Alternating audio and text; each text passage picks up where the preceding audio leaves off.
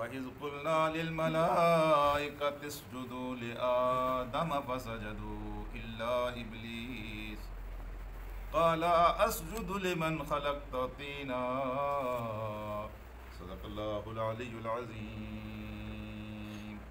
حق کو قبول کرنے کے سلسلے میں جتنے اسباب ہمیں معلوم ہوئے ہیں، ان اسباب میں سے ایک بہت بڑا سبب تکبر ہے۔ جو لوگ تکبر کرتے ہیں وہی حق کو قبول نہیں کرتے، وہی نیکی کے قریب نہیں آتے۔ اور اس آیت سے یہ بھی پتہ چلتا ہے کہ حق کو قبول کرنے والے کون ہوتے ہیں اور حق کو قبول نہ کرنے والے کون ہوتے ہیں۔ حق کو قبول کرنے والوں کی نشانی یہ ہے کہ جب ان کے سامنے کوئی حق پیش ہوتا ہے تو وہ اپنی ذات کو نہیں دیکھتے، وہ اپنے پہلے سے بنے ہوئے عقیدے کو نہیں دیکھتے، وہ پہلے سے ایک ذہن کے اندر جو معلومات کا خزانہ ہوتا ہے اس کو نہیں دیکھتے، اپنے سٹیٹس کو نہیں دیکھتے، اپنی شخصیت کو نہیں دیکھتے، معاشرے میں اپنے مقام کو نہیں دیکھتے، بلکہ حق ان کے سامنے آیا اور انہوں نے حق کو قبول کر لیا۔ یعنی آپ فرشتوں کو دیکھیں کہ جب اللہ پاک نے ان کے سامنے ایک حقیقت پیش کی، انہوں نے نہیں دیکھا کہ ہم کیا ہیں اور ہمیں کیا کہا جا رہا ہے، انہوں نے حق کو فوراً قبول کر لیا۔ اور حق کو نہ ماننے والوں کی نشانی یہ ہوتی ہے، ہر کوئی اس کا خود اندازہ لگا لے کہ جب اس کے سامنے حق پیش کیا جائے گا تو سب سے پہلے اپنی شخصیت کو دیکھے گا کہ اس حق کو قبول کرنے سے میرے عقیدے پر جو پہلے سے بنا ہوا ہوتا ہے اس پر کیا فرق پڑتا ہے، میری شخصیت پر کیا فرق پڑتا ہے، میرے سٹیٹس پر کیا فرق پڑتا ہے، معاشرے میں میرے مقام پر کیا فرق پڑتا ہے۔ یہی چیز تھی نا کہ اگر میں نے حق کو قبول کر لیا کہ یہ تو محمد رسول اللہ کے ارد گرد تو یہ بلال بیٹھا ہوا ہے، یہ سلمان فارسی بیٹھا ہوا ہے، اور یہ دور سے آئے ہوئے مزدور جن کو ہم اپنی جوتیوں میں بیٹھنے کی بھی اجازت نہیں دیتے تھے، یہاں تو سردار یہ بنے ہوئے ہیں۔ اگر میں آ گیا محمد رسول اللہ صلی اللہ علیہ وسلم کی جماعت میں تو میرے لیے گنجائش کہاں ہے، مجھے ان کے ساتھ بیٹھنا پڑے گا۔ اس چیز کا انہوں نے اظہار بھی کیا تھا۔ تو جو انسان یہ دیکھے کہ اس حق کو قبول کرنے سے میری شخصیت پر کیا اثر پڑتا ہے، یہ دیکھنا شروع کر دے تو یوں سمجھیں وہ حق سے محروم ہو جاتا ہے۔ اللہ تبارک و تعالیٰ اس کو حق کو قبول کرنے کی صلاحیت، اور اس کا بانی کون ہے؟ اس کا بانی شیطان ہے۔ اللہ پاک نے حکم دیا، اس نے یہ نہیں دیکھا کہ حکم کون دے رہا ہے، اس نے یہ دیکھا کہ حکم کیا دیا جا رہا ہے، پھر اس نے یہ دیکھا کہ اس حکم کو مان لینے سے میرے اوپر کیا فرق پڑتا ہے، میری شخصیت کے اوپر کیا فرق پڑتا ہے۔ اگر میں نے اس حکم کو مان لیا تو اس کا مطلب یہ ہے کہ میں چھوٹا ہو گیا اور آدم بڑا ہو گیا۔ تو جس چیز سے میں چھوٹا بن جاؤں یا میں چھوٹا نظر آؤں، میں وہ کام کیوں کروں؟ اس کا نام تکبر ہے۔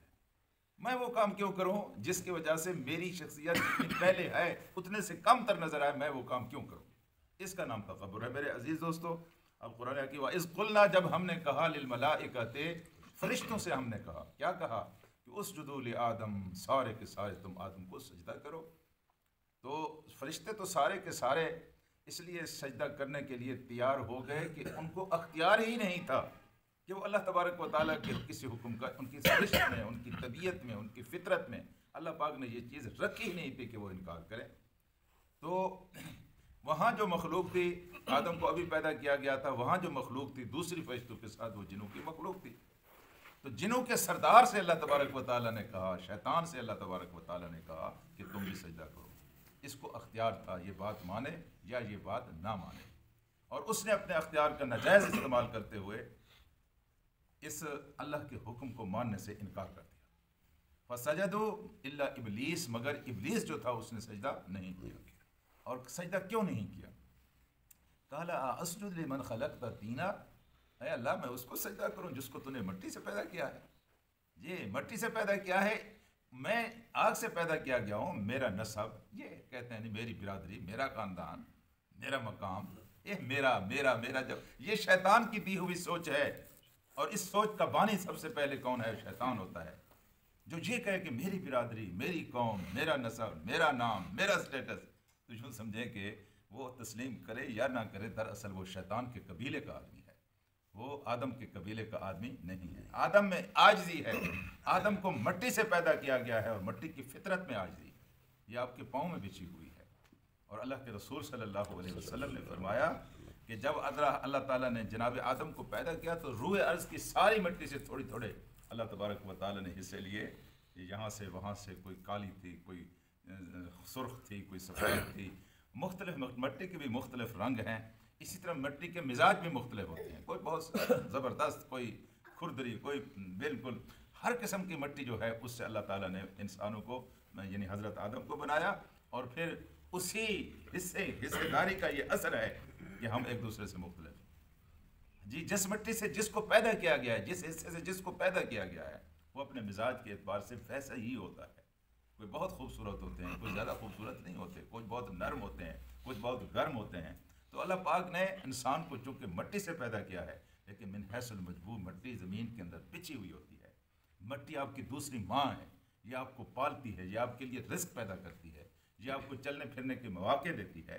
تو یہ سمجھنے میں بھی شیطان نے غلطی کی تھی کہ کوئی آگ بڑی چیز ہے اور مٹی چھوٹی چیز ہے۔ مٹی بڑی چیز ہے۔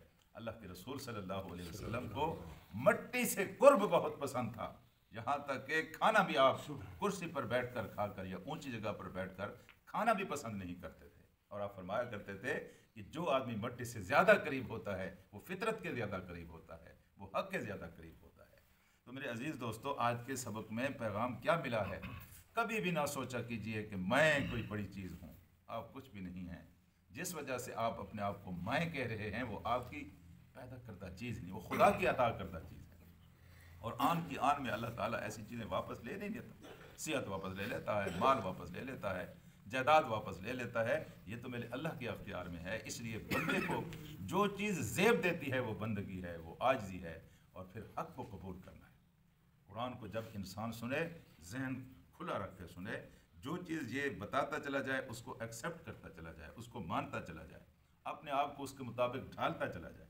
اور اگر پہلے سے انسان یہ نیت کر کے بیٹھے یہ تو میرے عقیدے کے خلاف ہے، میں نے تو جو سنا ہوا تھا وہ تو اس طرح نہیں تھا، اس کو پھر قرآن ہدایت بھی نہیں تھا، اور اس کو قرآن ہدایت کے قریب آنے بھی نہیں دیتا۔ اللہم صلی علی سیدنا و مولانا